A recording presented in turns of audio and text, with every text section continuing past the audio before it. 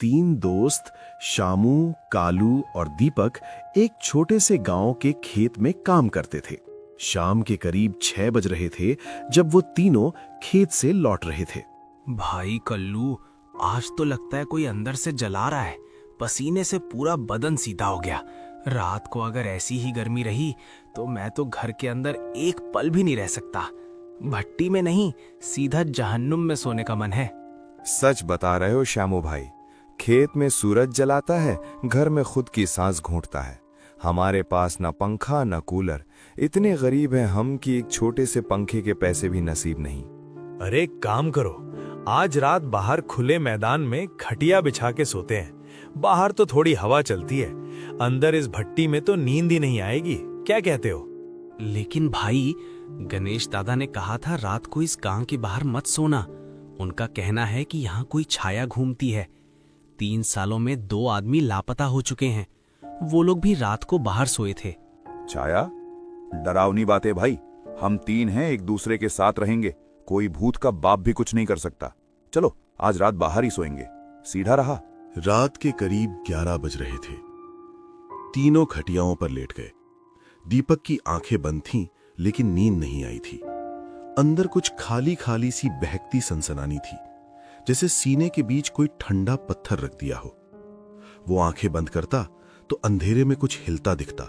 एक परछाई जो एक जगह नहीं टिकती थी, पेड़ की तरफ जाती, खिड़की के पास रुकती, फिर सीधा उसकी खटिया के नीचे आ जाती। दीपक ने आंखें खोल ली। खुली आंखों में भी वो परछाई थी। आधी रात के करीब शामू की आंख अचानक खुली। उसे तेजी से पेशाब का एहसास हुआ। वो खटिया से उठा और धीरे धीरे सीधा कदम रखते हुए दोनों दोस्तों के पास से गुजर के अंधेरे की तरफ चला गया। कदम रखते वक्त जमीन थोड़ी गीली लगी, जैसे यहां कुछ देर पहले कोई रुका था, लेकिन शामू ने ध्यान नहीं दिया। बहुत अंधेरा है आज, चंद्र भी नहीं दिख रहा। जल्दी निपटाता हूँ और वापस सोने जाता हूँ। वो अभी अपना काम कर ही रहा था कि अचानक उसके पीछे से हवा रुक गई, बिल्कुल रुक गई, जैसे अंधेरे ने सांस लेना बंद कर दिया हो। पेड़ के पत्ते जो हल्के हिलते थे वो भी थम गए। पूरी रात एक पल के लिए फ्रोजन हो गई। फिर एक ठंडी लहर उसकी गर्दन से शुरू हुई, रीढ़ की हड्डी से उतरी और पैरों तक पहुंची, बिल्कुल अंदर से, जैसे किसी ने ठंडे हाथ की एक उंगली उसकी पीठ पर सीधी खींच दी हो। बिल्कुल उस वक्त उसके बिल्कुल कान के पास, इतनी धीरे कि सिर्फ शामू सुन सके, कुछ विस्पर किया। शामू, मैं यहाँ हूँ। शामू का दिल एक पल के लिए रुक गया। उसने पीछे मुड़ा और देखा एक काली धुंधली नारी नुमा आकृति। लंबे बाल नीचे तो थे, लेकिन वो आकृति उल्टी खड़ी थी। उसके पांव ऊपर और सर नीचे, आंखें लाल दहकती हुई, सीधा उसकी आंख में घूरती हुई। कौन है यहाँ? छोड़ मुझे। कालू भाई, दीपक। शामू, तुझे बहुत गर्मी लगती है ना? बाहर सोने का बहुत शौक है? सो जा, मैं हूँ यहाँ तेरे पास। सो जा। वो भागा। इतना भागा कि पता नहीं था पांव जमीन पर पड़ रहे हैं या नहीं।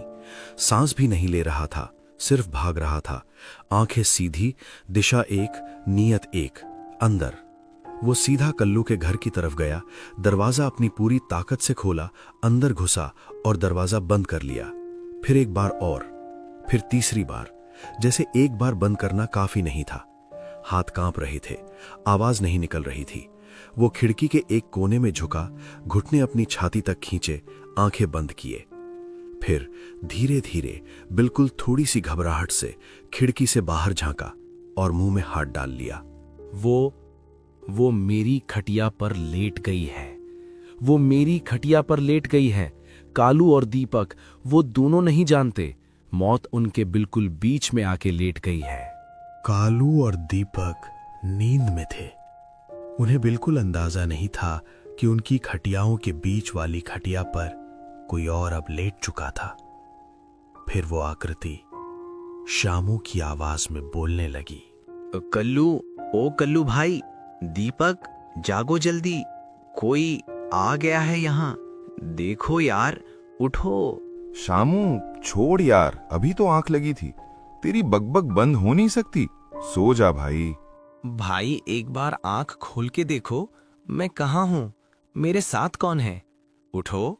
दीपक ने झल्ला के अपनी आंखें खोली। वो शामू को डांटना चाहता था, लेकिन जैसे ही उसकी नजर बीच वाली खटिया पर पड़ी, उसकी चीख उसके गले में ही घस गई।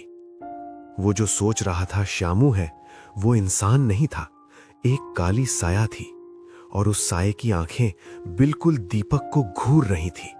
कालू भाई उठो, सीधा देखो बीच में, कौन है ये? कालू की रूह कांप गई। वो आकृति अब उन्हें देख के मुस्कुरा रही थी, लेकिन उसकी मुस्कान इंसानों वाली नहीं थी। वो मुस्कान दहकों से बनी थी। तीथों की जगह अंधेरा था। दोनों ने एक दूसरे को देखा और भागे सीधे कालू के घर के अंदर। शामू, तू अंदर कब आया? हमें क्यों नहीं जगाया? हम तो मर जाते बाहर। भाई मैं था ही कब वहां, वो मुझे पकड़ लिया था। मैंने जान बचा के भागा। तुम्हें आवाज देने की हिम्मत नहीं हुई मुझे। माफी मांगो मत करो, मैं खुद शर्मिंदा हूं। आज रात मौत हमारे बीच में आई थी और मैं चुप रहा। यार आज रात सो कैसे? बाहर वो है, अंदर गर्मी है, और अब 3 बजे का अंधेरा अलग ही डरा रहा है। कोई रास्ता सोचो भाई। भाई एक काम करते हैं, हम तीनों के पास थोड़े थोड़े पैसे हैं। अगर जोड़ दें तो एक सस्ता टेबल फैन आ सकता है। अंदर लगाएंगे, गर्मी भी नहीं रहेगी और वो बाहर वाली छाया भी नहीं पकड़ सकेगी। कल सुबह निकल के अगले गांव से ले आएं। सही बात है भाई। एक रात की डर के बाद अब तो अंदर ही सोना है, लेकिन अंदर बिना पंखे के भाई बीमार पड़ जाएंगे। चलो कल सुबह निकलते हैं। रात भर वो तीनों जगते रहे। बाहर कहीं पायलों की आवाज आती, कहीं किसी के रोने की, कहीं कुछ गिराने की। वो खिड़की से नहीं देखते थे और एक दूसरे का हाथ मजबूती से थामे रहे। सुबह होते ही तीनों घर से निकले और अगले गांव की तरफ चले। सूरज फिर सर पर चढ़ाया था। गर्मी का कहर वापस शुरू हो गया था। लंबे रास्ते पर चलते चलते बातें हो रही थी। भाई धूप देखो, सर पर किसी ने अंगारे रख दी हैं। जमीन पर कदम रखना मुश्किल हो रहा है, तलवें जल रही हैं बिल्कुल। बस थोड़ा और भाई। एक बार पंखा आ गया तो रात की नींद सुकून की होगी। ठंडी हवा आएगी, दोनों नींद में ही सोएंगे। न छाया का डर, न गर्मी की चिंता। चलो। काफी घंटों की मुशक्कत के बाद शाम के करीब 4:30 बजे वो दूसरे गांव की बिजली की दुकान पर पहुंचे। भाई साहब, कोई सस्ता सा फर्राटा टेबल फैन दिखाओ। हम गरीब लोग हैं, बस काम चल जाए और हवा थोड़ी तेज दे। ये लो भाई, नया मॉडल है, 700 में दे दूंगा। बहुत मजबूत है और हवा भी तेज देता है। भाई साहब 600 ले लो, बहुत दूर से पैदल आए हैं, बहुत मुश्किल से पैसे जोड़े हैं। चलो ठीक है, तुम लोग सीधे साधे लगते हो, ले जाओ 600 में, संभाल के ले जाना। कालू ने पैसे दिए। दीपक ने खुश होकर वो भारी पंखा अपने सर पर रख लिया। वो सबसे पीछे चल रहा था और उन्हें पता था अब वही डरावना जंगल का रास्ता वापस पारना था। तीनों उस जंगल के रास्ते में दाखिल हुए। इस बार सन्नाटा कल से भी ज्यादा गहरा था। झिंगुर भी चुप हो गए थे। सिर्फ उनके कदम की आवाज थी और दीपक की गहरी सांस। भाई ये पंखा अचानक भारी क्यों होने लगा? लगता है जैसे कोई ऊपर से दबा रहा हो। अरे थक गए हो इसलिए ज्यादा लग रहा है, चलो जल्दी। दीपक को पता नहीं था कि उसके सर पर रखे पंखे के ठीक ऊपर एक काली धुंधली छाया आकर बैठ गई थी। वो परछाई हुकी नहीं थी, वो दीपक के साथ चल रही थी, सीधा उसके पीछे, सीधा उसके कान के पास। भाई रुको, 1 मिनट, मेरा सर बहुत भारी हो रहा है, गर्दन अकड़ गई है। ये पंखा ये इतना भारी कैसे हो गया? भाई सच में लगता है कोई ऊपर आके बैठ गया हो। कालू ने जैसे ही पीछे मुड़ के दीपक की तरफ देखा, उसकी रूह कांप गई। दीपक के सर पर रखे पंखे के बिल्कुल ऊपर वही छाया बैठी हुई थी। लंबे बाल, खुला मुंह और आंखें जो बिल्कुल अंधेरे में चमक रही थी। दीपक को बिल्कुल अंदाजा नहीं था कि मौत उसके सर पर सवार है। दीपक, पंखा फेंक दे, पंखा नीचे फेंक, भागो भागो यहां से। क्या? किसे बिठा के ला रहा हूं मैं? क्या दिखता है तुम्हें? कालू भाई, तुम ठीक हो? ऊपर एक काला साया बैठा है, तेरे पंखे के ऊपर। वो तुझे घूर रही है। पंखा छोड़ दो, भागो। दीपक ने घबरा के पंखा जोर से हिलाया और साया एक पल के लिए गायब हो गया। लेकिन जब तीनों आगे बढ़ने लगे, वही साया अब उनके सामने रास्ते के बीचों बीच खड़ी थी, पूरी तरह से वही छाया। तुम तीनों इतनी रात में कहाँ जा रहे हो? गर्मी बहुत है ना? ये पंखा मुझे दे दो, मुझे भी बहुत गर्मी लगती है। आओ मेरे साथ रहो यहाँ जंगल में, ठंडी हवा खाएंगे सब मिलके।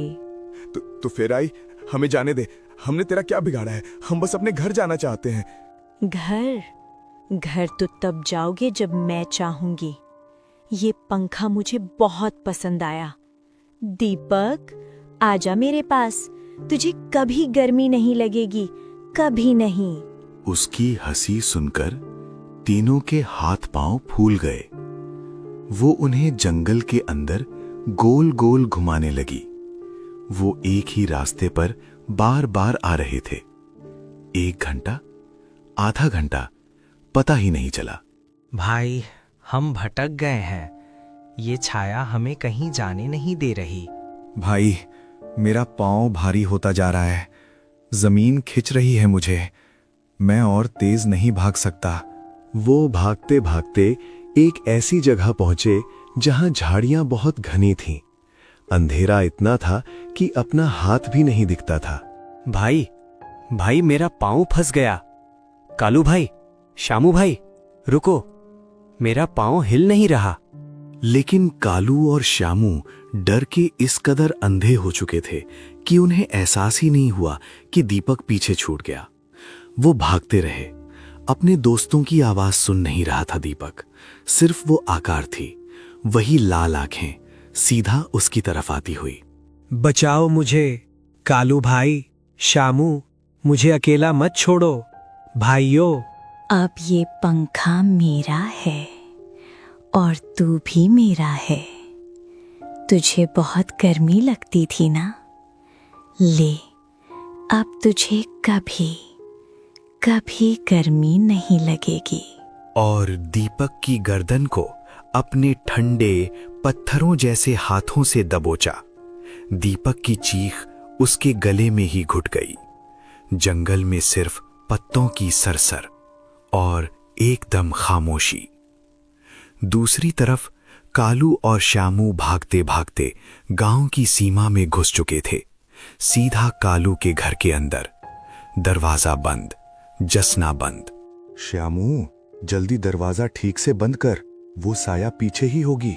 लेकिन कालू भाई, दीपक कहाँ रह गया? वो तो हमारे पीछे ही था ना? क्या? दीपक पीछे नहीं है? अरे, हम तो तीनों एक साथ दौड़ रहे थे, मुझे लगा वो तुम्हारे पीछे आ रहा है। कालू भाई, दीपक के पंखे के ऊपर जो साया था, लगता है उसी ने उससे पकड़ लिया। हम भागे और हमें पता ही नहीं चला कि वो पीछे रह गया। हे भगवान, ये क्या हो गया? हमने एक बार भी पीछे मुड़ के नहीं देखा। शामू, दीपक की जान खतरे में है, हमें वापस जाना चाहिए। पागल हो गए हो क्या कालू भाई? इस अंधी रात में उस जंगल में वापस जाना मतलब मौत के मुंह में कूदना है। वो छाया कितनी भयंकर थी, तुमने नहीं देखी? अब हम कुछ नहीं कर सकते, सुबह होने का इंतजार करना होगा। हाँ भाई, बात तो सही है, पर मेरा मन कचोट रहा है। बेचारा दीपक हमारी वजह से पंखा लेने गया था। अब उसकी जान चली गई तो हम खुद को कभी माफ नहीं कर पाएंगे। दोनों दोस्त रात भर जगते रहे। बाहर पायलों की झंकार आती रही, रोने की आवाज आती रही और एक खामोशी जो दोनों की हड्डियों में घुस जाती थी। कालू भाई, सुबह हो गई, बाहर सन्नाटा है, चलो देखते हैं। हाँ चलो, भगवान करे दीपक ठीक हो। जैसे ही कालू ने दरवाजा खोला, उसकी चीख निकल गई। आंखें फटी की फटी रह गईं। दरवाजे के बिल्कुल सामने दीपक की लाश पड़ी थी। गर्दन पर गहरे काले निशान थे, जैसे किसी ने बहुत जोर से दबाया हो। चेहरा एक तरफ मुड़ा हुआ था, आंखें खुली, और सबसे डरावनी बात, उसके शव के बिल्कुल बगल में वो नया फर्राटा टेबल पंखा रखा हुआ था, बिल्कुल सीधा, जैसे किसी ने पूरी तरह से रख के गया हो। वही पंखा जिन्हें खरीदने के लिए वो तीनों कल जंगल गए थे। दीपक, अरे दीपक भाई, उठो। नहीं नहीं नहीं नहीं, ये क्या हो गया? कोई दौड़ के आओ, देखो दीपक को क्या हो गया। वो मर चुका है कालू भाई। छाया ने इसे मार दिया। और देखो, पंखा यहां छोड़ के गई, हमें ताना दे के गई, बोल के गई कि मैं थी, मैं हूं, मैं रहूंगी। ये हमारी गलती है शामू। अगर हम रात को पंखा लेने नहीं जाते, अगर हमने एक बार पीछे मुड़ के देख लिया होता, आज हमारा दोस्त जिंदा होता। पंखा तो पा लिया हमने, पर अपना भाई खो दिया। कहानी का अंत यहां होता है। कालू और शामू के अंदर कुछ टूट गया था, हमेशा के लिए। वो कभी बाहर नहीं सोए, कभी उस जंगल से नहीं गुजरे, और कभी किसी पंखे को देख के सुकून से नहीं सोए, क्योंकि छाया ने एक काम किया था जो किसी भी भूत से ज्यादा डरावना है। वो एक निशान छोड़ के गई थी, हर रात उन दोनों के सपनों में। डर को कभी अंधेरा न होने दो, और अपने दोस्तों को कभी पीछे मत छोड़ो।